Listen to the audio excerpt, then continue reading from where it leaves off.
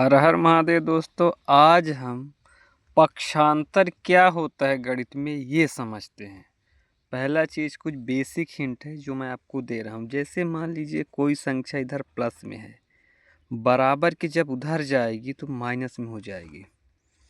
जैसे यहाँ पे 5 लिखा है, बराबर की उधर जब जाएगी तो -5 हो जाएगी। दूसरा चीज़, मान लीजिए कोई संख्या -3 है, बराबर की उधर जाएगी तो +3 बन जाएगी। ठीक है ना, यहाँ पे प्लस आ जाएगा। अब जैसे कोई संख्या आपकी गुणा में है, कुल मिला के 2x लिख देते हैं, बराबर की उधर जाएगी तो संख्या मान लीजिए यहाँ पे 3 लिखा है, तो ये बराबर की उधर जाएगी तो सीधा भाग में तब्दील हो जाएगी आपकी। ठीक है ना। अब जैसे कोई संख्या भाग में है, बटे का मतलब इसे अंश कहते हैं और इसे हर कहते हैं। ये मान लीजिए 3 है, x/3 यहाँ पे 2 लिखा है। ठीक है ना। अब x चर राशि, इसका मान निकालना है, तो ये 3 आपका भाग की स्थिति में है, बराबर की उधर जाएगी तो गुणा की स्थिति में हो जाएगी। तो x बराबर आपका 6। बेसिक टिप है। अब जब इससे हम थोड़ा सा डिटेल में जब जाते हैं तब इसके बारे में थोड़ा समझते हैं। अब ये सवाल को हम समझते हैं। कक्षा 8वीं में आपके पक्षांतर 2.1 के आसपास है। थोड़ा जो बच्चे 8वीं में हैं, जिनका बेस एकदम लो कैटेगरी पे है, वो ज़रूर इस वीडियो को देखें और समझें और अपने दोस्तों को भी शेयर करें। अब जैसे देखिए यहाँ पे ये चर राशि है। ठीक है, ये बाकी अचर राशि हैं। चर राशि का मान नहीं बदलता, बाकी राशियों का, अचर राशि का मान बदलता रहता है।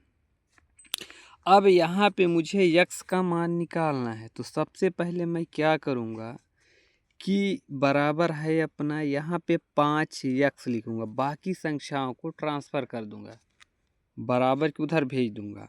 अब जैसे यहाँ पे 6 ऑलरेडी पहले से ही है, अब मैं पहले 4 को उठाऊँगा, 4 को बराबर के उधर भेजूँगा, तो 4 क्या है, इधर धनात्मक में है, बराबर के उधर जाएगा तो ऋणात्मक में हो जाएगा। ठीक है, समझ में आया। ये 4 इधर प्लस में था, बराबर के उधर गया तो ऋणात्मक में आ गया। एक बात हमेशा ध्यान रखिए, चिन्ह हमेशा संख्याओं के सामने होता है। ठीक है ना। जैसे ये देखिए, ये पहली संख्या है, इसलिए पॉजिटिव नंबर यानी कि धनात्मक संख्या, इसलिए चिन्ह नहीं है। यहीं पे देखिए 6-3 है, तो ये देखिए दूसरी संख्या है, चिन्ह इसका लगा हुआ है। ये कैसा निगेटिव नंबर यानी ऋणात्मक संख्या है। ठीक है। अब जैसे यहाँ पे हम आगे बढ़ेंगे, पहले स्टेप में हमने क्या किया, +4 का ट्रांसफ़र किया तो 6 में से 4 घटेगा, तो 5x बराबर आपका 6 में से 4 गए 2 आएगा। अब मुझे x का मान निकालना है, तो x बराबर आएगा 2।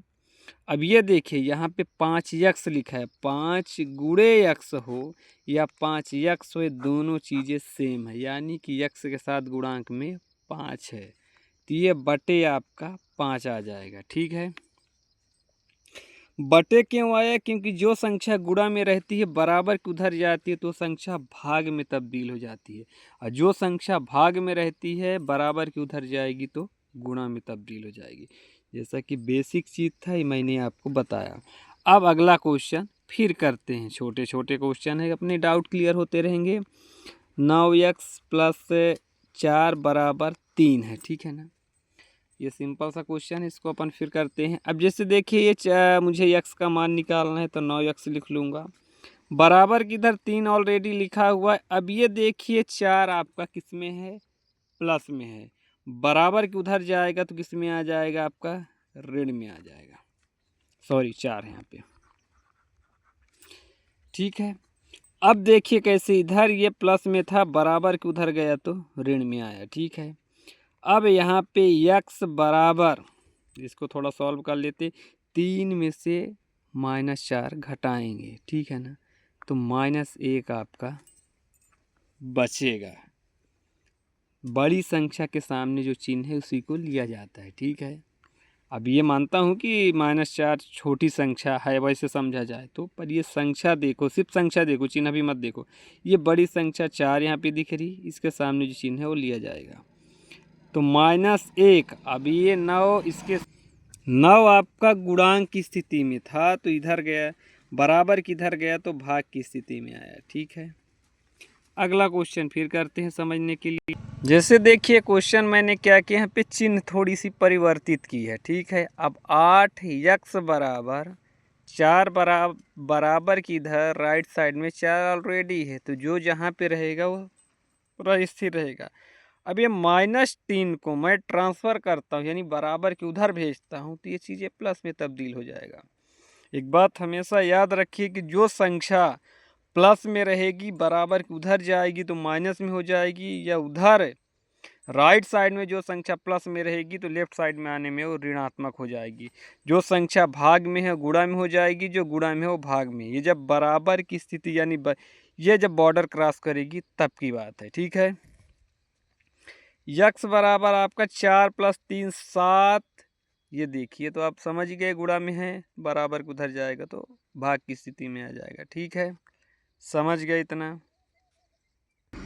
इधर देखिए एक नया मैंने थोड़ा सा इसमें परिमेय संख्या उठा लिया, आंसर वाली संख्या। ठीक है, ऊपर वाली को अंश कहते, नीचे वाली को हर कहते। ठीक है, यहाँ पे ज़्यादा कुछ नहीं करना है, सिर्फ थोड़ा सा ध्यान देना है। x/4 है, ये ऑलरेडी रहेगा, 8 तो जहाँ पे है स्थिर रहेगा।